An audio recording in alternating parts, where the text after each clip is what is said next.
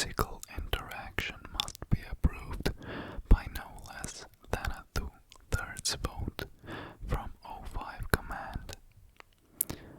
Any such interaction must be undertaken in AR2 maximum security sites after a general non-essential staff evacuation. All staff, research, security, Class D, etc. are to remain at least 60 meters away from the containment cell at all times except in the event of breach events.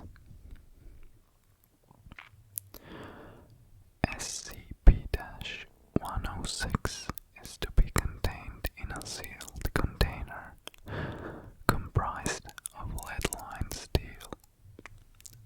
The container will be sealed within 40 layers of identical material, each layer separated by no less than 36 centimeters of empty space.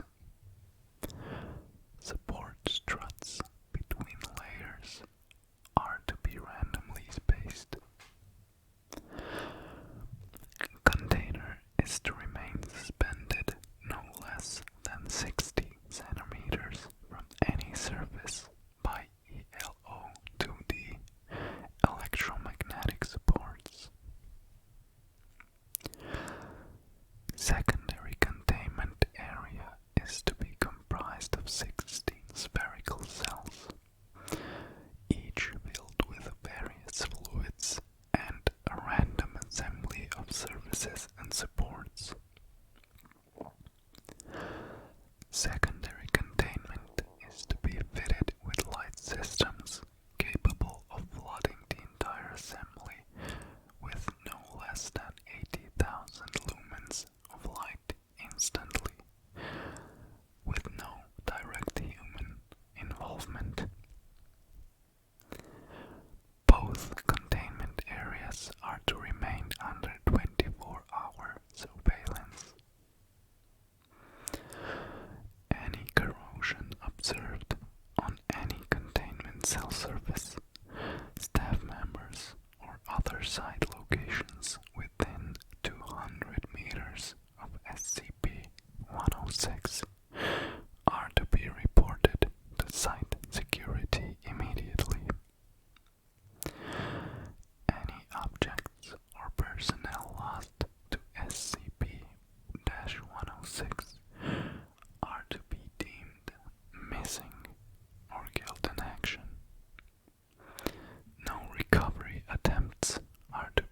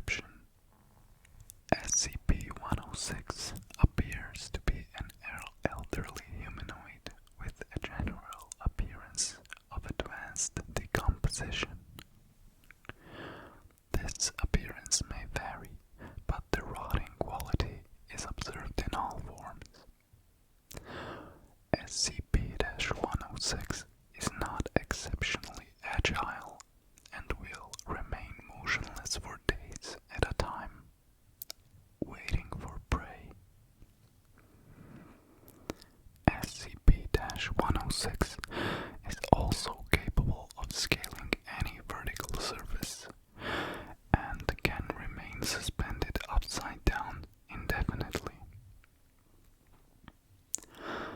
When attacking, SCP-106 will attempt to incapacitate prey by damaging major organs, muscle groups, or tendons. Then pull disabled prey into its pocket dimension. SCP-106 appears to prefer human prey items in the 10 to 25 of age bracket. SCP-106 causes a corrosion effect in all solid matter it touches, engaging a physical breakdown in materials several seconds after contact. This is observed as rusting, rotting, and cracking of materials, and the creation of a black, mucus-like substance similar to the material coating SCP-106. This effect is particularly detrimental to living tissues and is assumed to be a pre-digestion action. Corrosion continues for 6 hours after contact, after which the effect appears to burn out. SCP-106 is capable of passing through solid matter, leaving behind a large patch of its corrosive mucus. SCP-106 is able to vanish inside solid matter, entering what is assumed to be a form of pocket dimension. SCP-106 is then able to exit this dimension from any point connected to the initial entry point. Examples: entering the inner wall of a room and exiting the outer wall, entering a wall and exiting from the ceiling. It is unknown if this is the point of origin for SCP-106 or a simple layer created by SCP-106. Limited observation of this pocket dimension has shown it to be comprised mostly of halls and rooms with data expunged entry. This activity can continue for days, with some subjected individuals being released for the express purpose of hunting, recapture, data expunged. Addendum: SCP Review Notes. Due to the exceedingly difficult to contain nature of SCP-106, SCP is to be reviewed every 3 months or during a post-breach incident. Physical restraints are impossible, and direct physical damage appears to have no effect on SCP-106.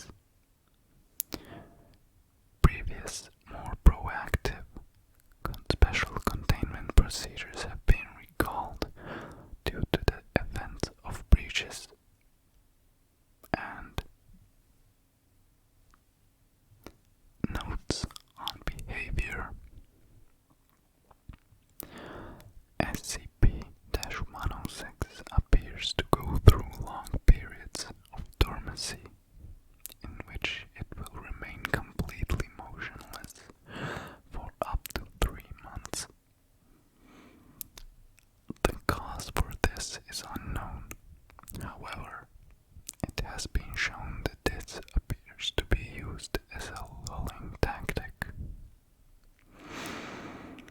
SCP-106 will emerge from this state in a very agitated state and will attack and abduct staff and cause gross damage to its containment cell and the site at large. SCP-106 appears to hunt and attack based on desire, not hunger. SCP-106 will attack and collect multiple prey items during a hunting behavior event, keeping many alive in the pocket dimension for extended periods of time. SCP-106 has no determinable limit and appears to collect a random number of prey items during an event. The inner dimension accessed by SCP-106 appears to be only accessible by SCP-106. Recording and transmission devices have been shown to still operate inside this dimension, though recordings and transmissions are very degraded. It appears that SCP-106 will play with captured prey and appears to have full control of time, space, and perception inside this dimension.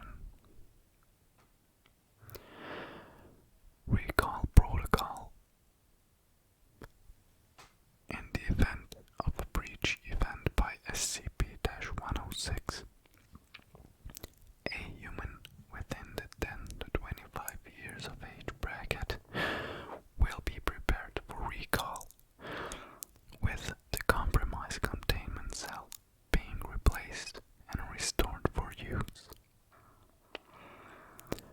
When the cell is ready, the lure subject